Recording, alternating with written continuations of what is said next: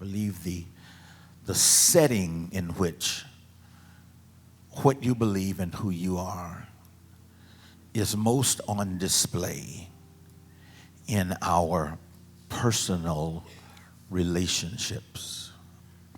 I believe your relationship with God, who you are, who God says you are, and what you believe. I don't believe it is on display any more than when you are in an interpersonal relationship and when you're in relationship to others. The dynamics of relationships can often test or prove who you are and what you believe more than any other generic circumstance that you will find yourself. Who am I? What do I believe? Is never more in the spotlight than it is in my relationships with others. The priorities of my life based on who I am. How I live my life based on what I believe it's fleshed out in relationships with others. So the next several weeks, we're going to look at relationships and how our relationship with God impacts those relationships. And we're going to do it in the context of emotional relationships, dating relationships. Do they still call it dating? I don't even know. Do they? No, I'm serious. Do they really? They don't? I see two heads going like this and three thin. No, like this. It's a schizophrenic area over here. They don't know which one. But no, that's significant because about 30 years ago, we were on Hoover, and a similar series, a similar studies. I did a similar study, and I was looking back, and I realized I can't say none of that stuff now because times have changed, because it's a different world. It is amazingly different when we look at the structure of the strategy between the rules of engagement in emotional, personal relationships, marital relationships, dating relationships, even friendships.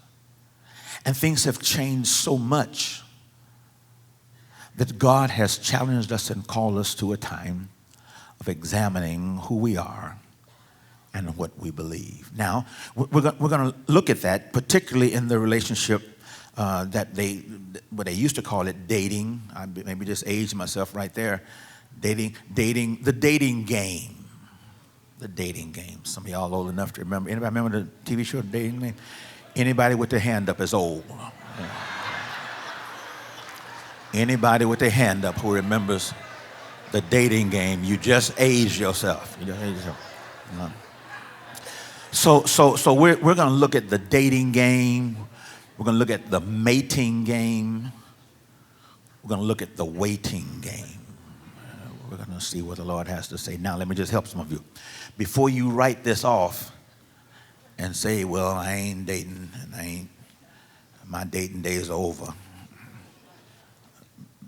Some by default, I don't know. That's but before you write this off, I need you to listen for the next several weeks on two wavelengths. I need you to listen horizontally, and I need you to listen.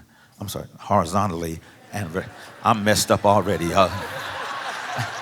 This thing, it was crazy in here the first service. I'm just telling y'all. Which one was I going? Anyway, this way and this way is what I'm trying to say. That's what I'm trying to say. And here's my point. Because seriously, before you write this off and say, that's not my thing, it's not where I am, I need you to listen, because I promise you, along the way, God's going to say some things, powerful revelations about you and your relationship with God. Remember, I'll talk about this later on. Remember now, the church is the bride of Christ. And so we're going to talk a little later on about our personal relationship with God and how that impacts our whole lives.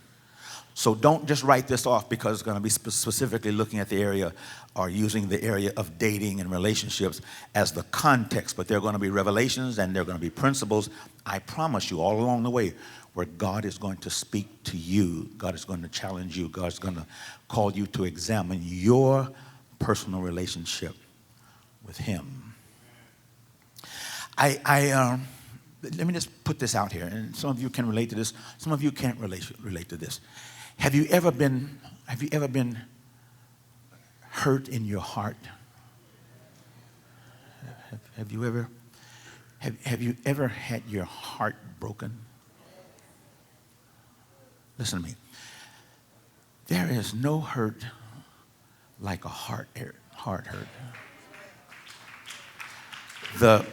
The residue,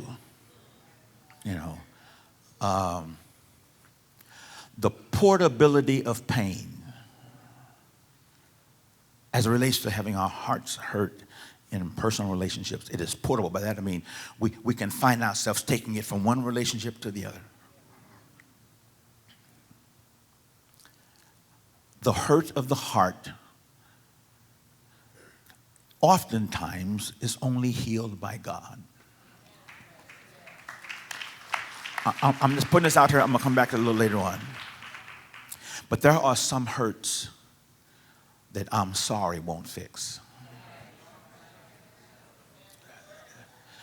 And if you've never been hurt in your heart, if you've never been hurt in a relationship, that either means that you haven't lived long enough or you're still in denial. And so we're going to look for the next several weeks. We're going to look at how our relationship with God impacts our relationship with others. Now listen, here's where I want to start. I want us to start by creating a framework of a theology of relationships, a theology of dating, a theology of relationships. I want us to form a framework based on what we've learned the last couple of weeks, last few weeks, based on what we believe, based on who God is, based on what we believe about God. So I want to begin by setting this framework, this theology, if you will, a theology of dating, a theology of relationships. And I'm telling you, do not write this off because you're not dating. Okay? By the way, how many of you know that that they date in senior citizens' homes?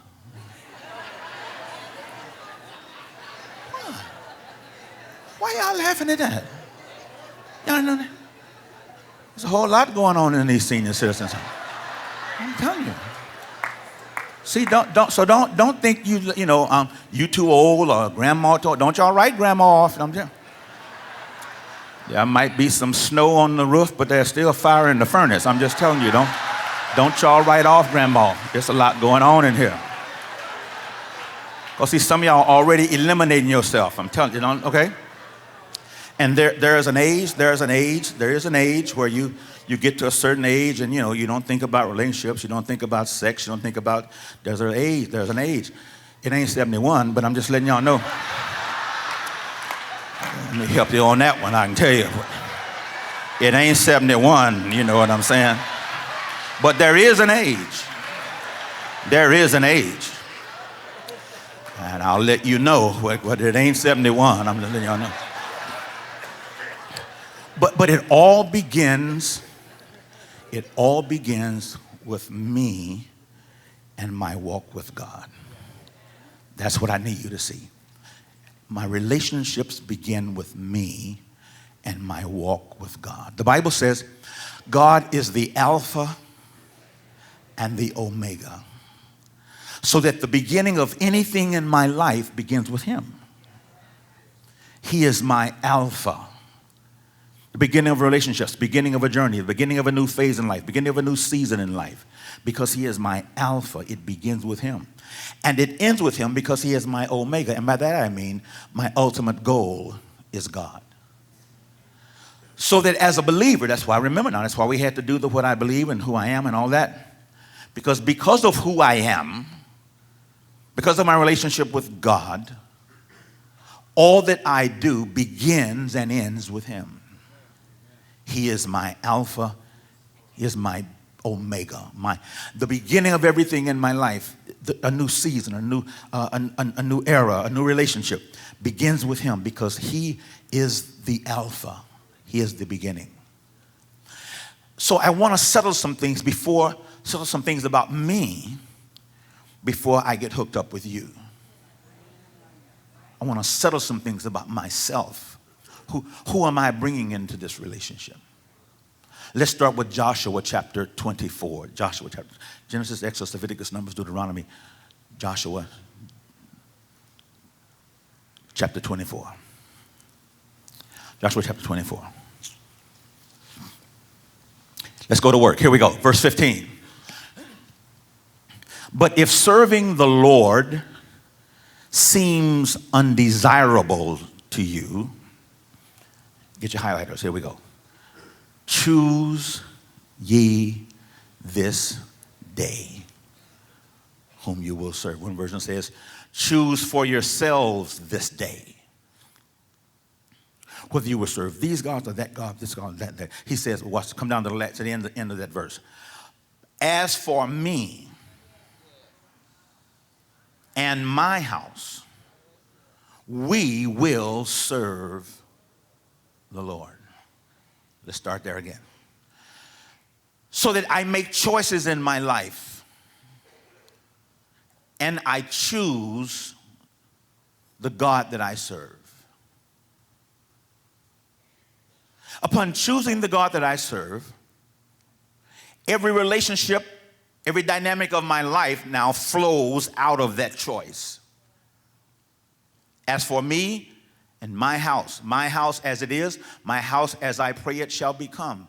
My house if it's just me, my house if it's me and my kids, my house if it's me and 9 other people. As for this house, my commitment is, my decision is, the choice that I've made is that in this house we will serve the Lord. The atmosphere of this house, the foundation of this house, the rules and principles of this house is, this is a house that serves and praises and worships God. That's the first thing. I make a decision of what kind of life, what kind of house, what kind of life I will live. Here's the second thing. All that I do is ultimately for his glory. 1 Corinthians chapter 10. First of all, I choose to serve God. As for me and my house, we will serve the Lord.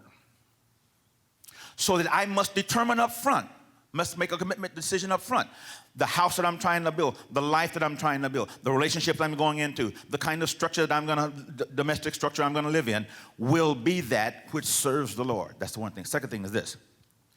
And all that I do, chapter 10 of 1 Corinthians, verse 31. So whether I eat or drink, here's the phrase, or whatsoever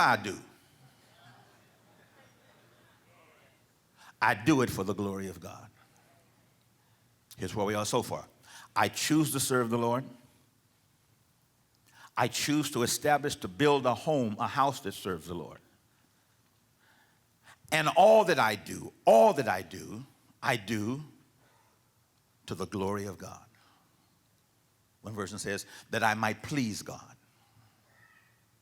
Now go over to your right. Back to your left. Romans chapter 12. We're just laying some foundation. I'm working on it. Stay with me. Romans chapter 12. Many of you will recognize verse 2 in the King James where it says, and be not conformed to this world. Remember that? But be ye transformed by the renewing of your mind. King James says, be not conformed to this world. I love the way Eugene Peterson paraphrases that. He says this. He says, I love this. Don't become so well adjusted to your culture that you fit into it. Don't rush past that. The exhortation is this, that listen to me, that we don't become so accustomed, we don't allow the culture to drive our lives. We don't attempt to fit into the culture. We don't let the culture, actually the word means to mold, to fit into a mold. It means to shape it so it'll fit into the mold. What he's saying is this. The world has a mold. The world has a mindset. There's a philosophy, there's a mindset, there's an attitude about the world. And he says, don't you let the world squeeze you into that. And I love the way he said it. He says, don't live in such a way that you're so comfortable with the world that you easily fit into it. Because this world, some of you guys are coming into this season now, this society now, this culture now, and it has not always been that way. And so I do speak now from age, from having been here for a while. It's not like it used to be. The rules are different. Used to be a time where, a young man comes, knocks on the door, saying he's shaking, and says, sir, can I take your daughter? Talk up, boy, talk up. Sir, can I take your daughter out? Nowadays, they didn't have your daughter out before they come and knock on that door, if they ever come and knock on that door at all. They just don't roll like that. So it's a new world with new rules. Now here's what Paul says. Don't you let this new world and these new rules squeeze you into its mold so that you are neatly fitted to that and you find yourself going contrary to the fact that you just said you will serve the Lord. Are you with me on that? He's saying don't fit in. That's why some of you now are struggling because you're trying to fit in the places God won't let you fit in. There's some folk that's not going to like you. Some folk don't want you in their group. They're not going to hang out and kick it with you.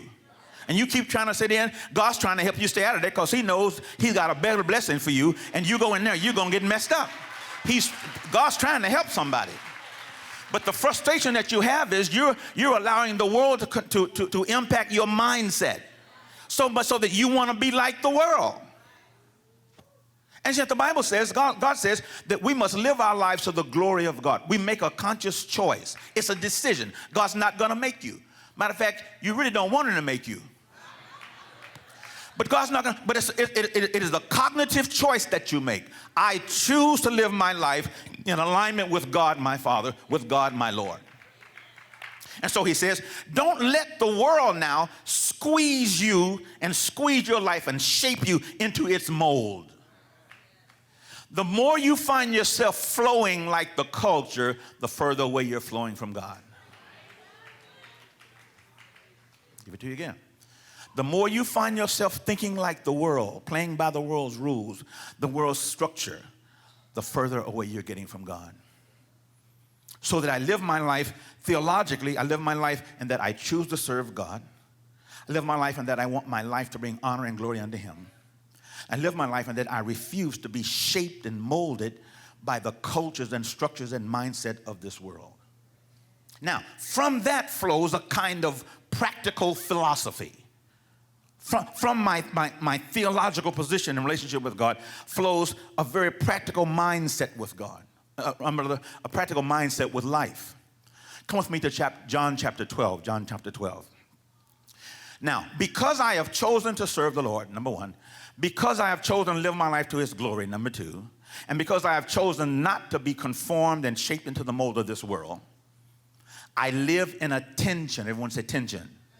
I live in a tension. That tension is found in John chapter 12, not 1 John. The Gospel of John chapter 12. John chapter 12, verse 32. Here we go. Let's go to work. Many of you know this verse. And Jesus said, and if I be lifted up from the earth, I will draw all men, all people, men and women. I will draw all to myself. One more time. Jesus says, and if I be lifted up, don't mess up and lift me up now. Because once you lift me up, I'm just letting you know, I will draw all men to myself. One more time. The authenticity of the gospel is the centrality of Christ. One more time. The authenticity of the gospel is the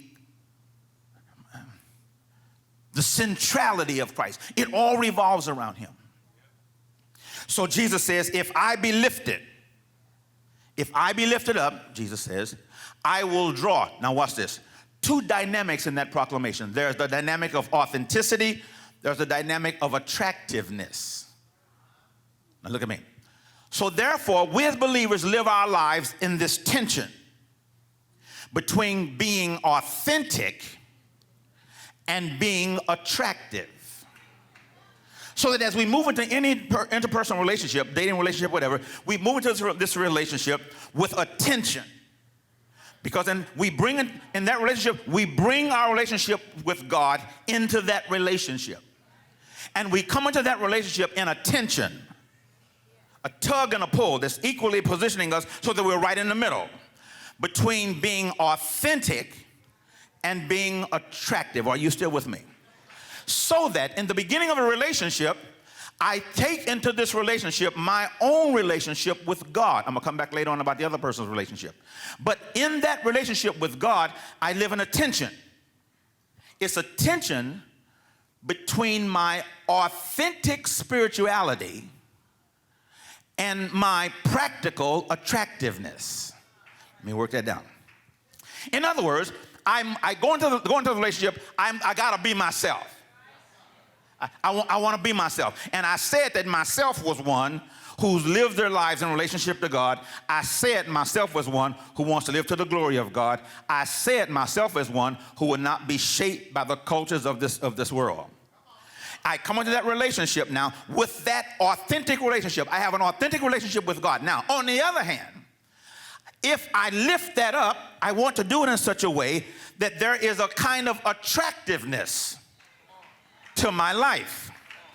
When you get into a relationship, there must be an attractiveness. There's an attraction. You will not end up with somebody you don't like. Now, I ain't got time for that right now, but I'm gonna get to those of you. I ain't there yet, but I'm gonna get there in a minute. Those of you who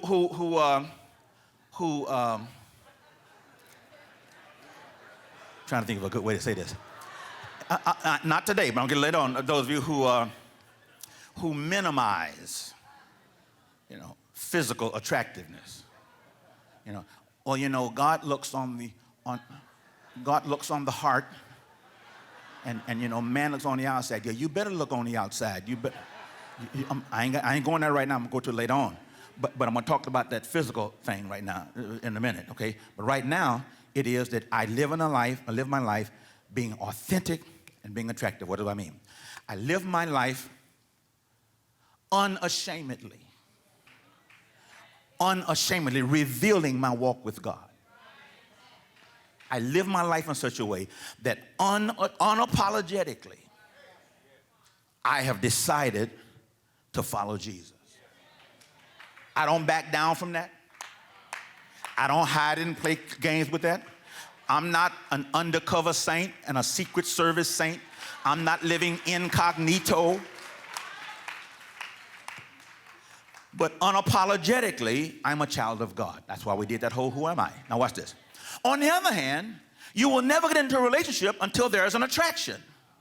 Now here's your problem. Your problem is you got to keep it balanced between being authentically spiritual and then practically attractive.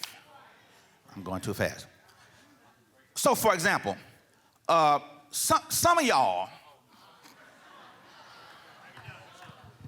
this ain't everybody, but some of y'all, one of the reasons that you may not be in a relationship, some of y'all are too holy. Okay? Did the bishop just say the people could be too holy?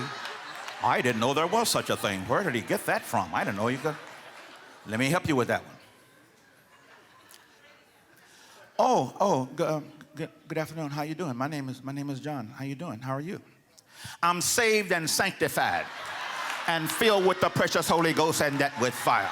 I've been saved since I was 9 years old. I've got the power of the Holy Ghost resting upon me. Baby, I just asked how you doing today. I don't really know, but I don't need to hear all that. You know what I'm saying? You know what I'm saying?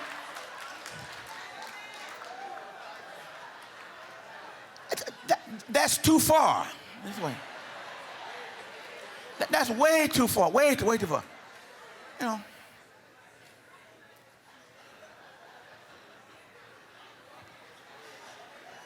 how are you doing today? He coming in a boat and in a Honda.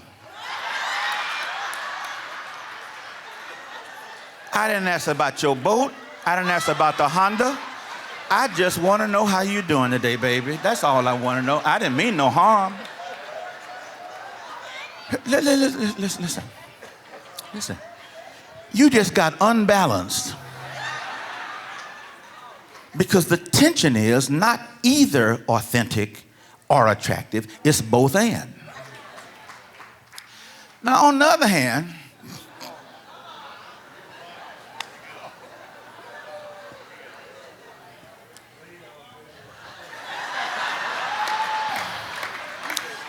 some of y'all leaning too far on this attraction thing up here. A couple of rules. First of all, don't advertise what you ain't selling, okay? That's right. Let me start right there. Yeah, if you ain't on the market for that, don't advertise, okay? Because in our desire to be so attractive, we hide Jesus. In our desire to be attractive, we mask the master. In our desire to be attractive and to be available, we downplay, we minimize the very God we said we chose to worship. Because it's not either or, it's both and. So God calls us to live in that tension of authentically representing Him and yet being attractive to a relationship. There's and be careful with evangelistic dating. Let me deal with that for a minute. There was this girl, she lived in Seattle. This true story. In Seattle. And so she said, Bishop said, the Lord told me. Now that's phase one right there. That's phase one.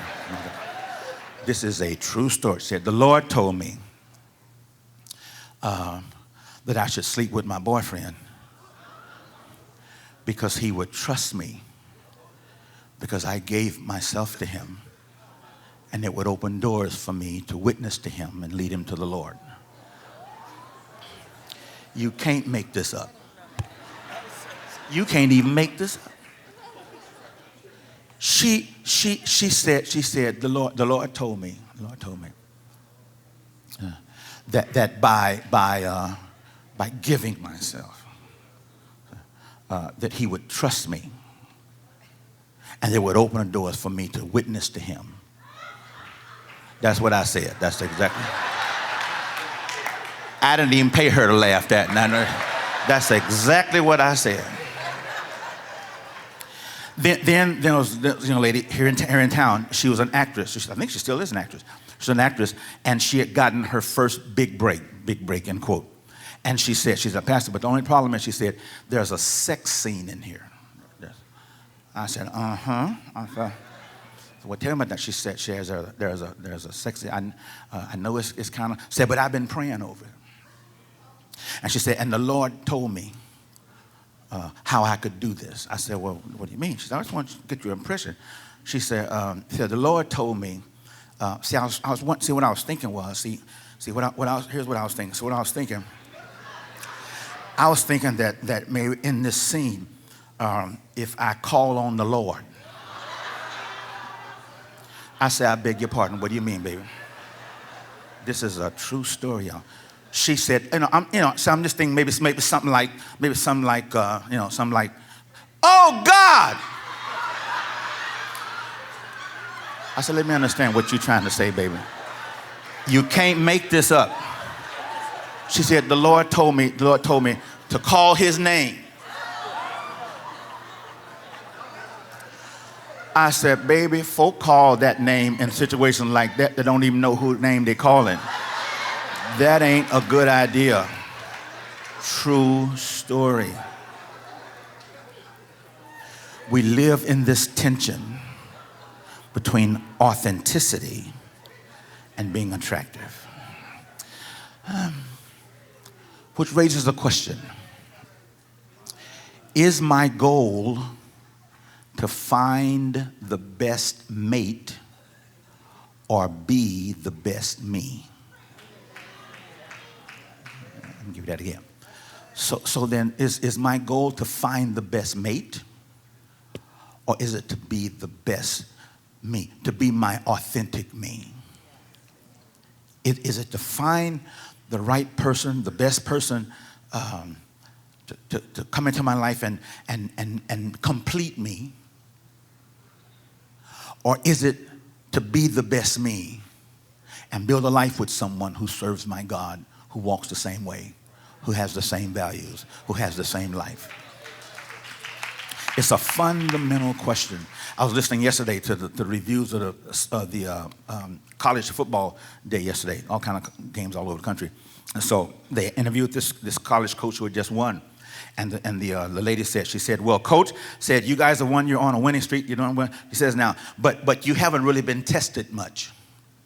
She says the teams you guys have played, you got a good record, but teams you guys have played some pretty mediocre teams. Said, but now your next 3 or 4 games are with major contenders for the title.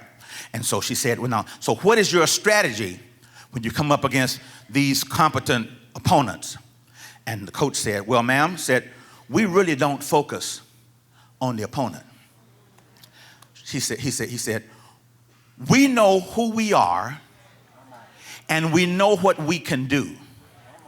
So my only strategy is to take that field and that we might be our best selves. In other words, if our goal is to be, if we play our best, do our best, who we are. So we got the opponent covered. But my goal is not just to struggle around and fix around to try to make us fit into how they're going to do the game. We're going to play our game our way because we know who we are. We know what happens when we win. When we are who we are, we will win. So that many of us, we have the wrong approach to relationships. We want to see how we can fit God into that relationship. When if he is really Lord of my life, the question is, does that relationship fit in with my relationship with God? Do I try to model and handle this relationship so that God can fit into it? Or do I establish my life with God? And I ask the question, now, does that relationship fit into it? How do I live my life in such a way where I'm in that tension of being authentically a child of God and yet being attractive to the next relationship? Am I looking for the best mate, or am I trying to be the best me? Let's go another way. Come with me to the book of Amos. I'm almost done. Amos chapter 3, I think it is chapter 3. I'm almost done. Amos chapter 3. Quickly. Amos chapter 3. Verse 3. Verse 3 is going to flash on the screen in just a minute. Amos chapter 3, verse 3. Here's the question. One version says, can 2 walk together? This version says, do 2 walk together unless they agree to do so? One version says, can 2 walk together lest they be agreed? Look at me. Here we go. I'm almost done. So first thing is, because of my relationship with God, I live my life as a journey. I live my life as traveling down a road. Now here's the question. The question is, who will join me and let's go this path together? Did you get that? The question is not which path will I take. I lost y'all on some of that. Yeah. Because the path is already squared away. I got that. I choose to serve the Lord. I just brought in a map. I just set the stage right there. Now, but when someone else comes in that relationship, as I'm beginning a relationship, I want to know, can we agree, here it is, can we agree that this is the road we're going to take? 2 things must happen. Three things. Number one, we must agree that this is the right road. Number 2, we must agree that we will both read the signs on the road. that both of us are reading the signs, the green lights, the red lights, and the flashing lights. The last thing is we must agree on the boundaries of this road. Here it is. You must establish the boundaries, the parameters of the role of life that God has laid out for you. In other words, you must affirm that the path to bringing God glory, we just read that, 1 Corinthians 10. We must determine that the path that honors God as my Lord, I choose to serve the Lord. We must determine that the path that does not mold me and shape me into the mold of the world, that's the path of my life. Now watch this. But there must be boundaries on this path. There must be guidelines on this path. Listen to me. And you've got to come in with your own set of them. You can't come in and ask them, well, now, what road you going to take today? What is the road of the day? Here's the last thing. Fundamental, I'm going to move on. Is the boundary a wall or a line? Give it to you again. In this journey of honoring God as first as Alpha and Omega, if this journey of moving into the glory of God, if this journey prepares me to live a life that honors my God, then where's the boundary? Contrary to what some of you do, you don't drive on the sidewalk.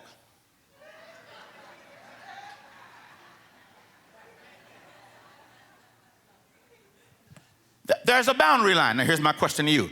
In any relationship, is the boundary a wall or is the boundary a line? I'm doing the best I can. I'm trying. God knows I'm trying. Watch this. Walls are dividing lines that are permanent. What are your non-negotiables? That's a wall. But a path can also be laid out with a line. Lines can be crossed. You don't cross into a wall, but you can cross a line. What will you do if or when the line has been crossed? I got about 4 amens and 1 preach bishop in that. That's all I got. One more time. There must be boundaries. You set the boundaries. Is the boundary that you set a wall or is it a line? Walls don't move. What are the non-negotiables? Lines imply a desired boundary that may be crossed. And if it is crossed, before it is crossed, how will you handle it if the line has been crossed? Now, here's your problem. Your problem with that is, now I'm back on the authentic side. Your problem is, there just happens to be a word for sin that paints a picture of a line that was crossed.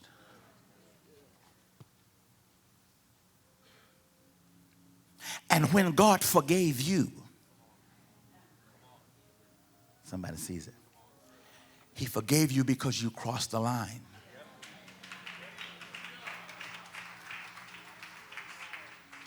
So you must decide up front whether it's a wall or whether it's a line. And if it is a line, then what will you do? If I can help you. Somebody says, well, here's my boundary. Girl, let me tell you one thing. Ain't nobody going to cheat on me. No, I don't take that. I don't take that. Everybody gonna cheat on me. By the way, once you fall, interesting phrase, fall in love. Once you fall,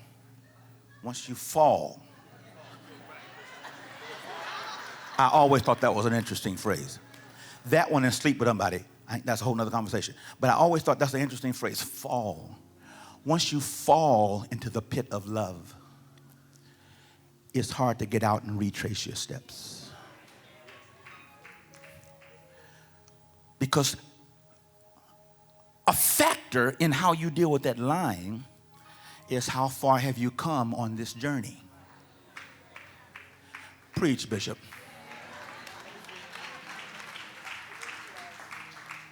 Because the journey involves investment. There's some sacrifice along the way. There's some partnership along the way.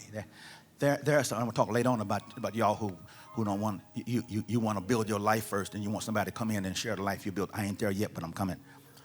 But as you look at that relationship after you have fallen in love, trust me, time in becomes a factor.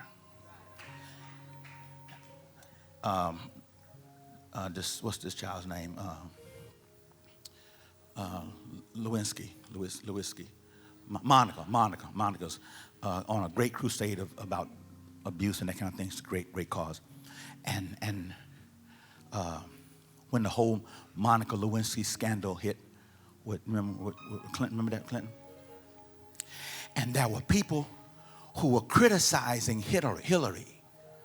See, because Hillary came to that press conference and she stood by her man.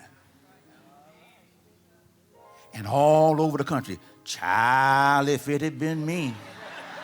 Well, now that's the first problem. It wasn't you. So you don't know what girlfriend had to lose.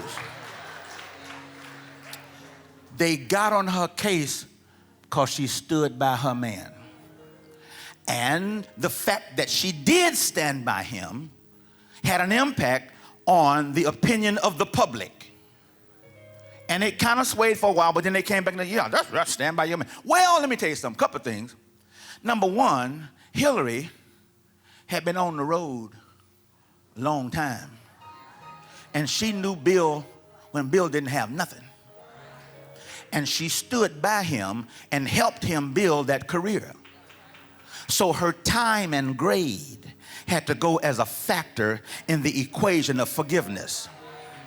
And by the time she looked at what she had invested and how long she'd been with that rascal and what she had to lose, she let the cameras roll and stood by her man. Now, inquiring minds want to know. I believe when that camera went off, she whooped Bill from the red, the white, and the blue, and came out and smiled on the next run. Where's the next press conference? Let the cameras roll.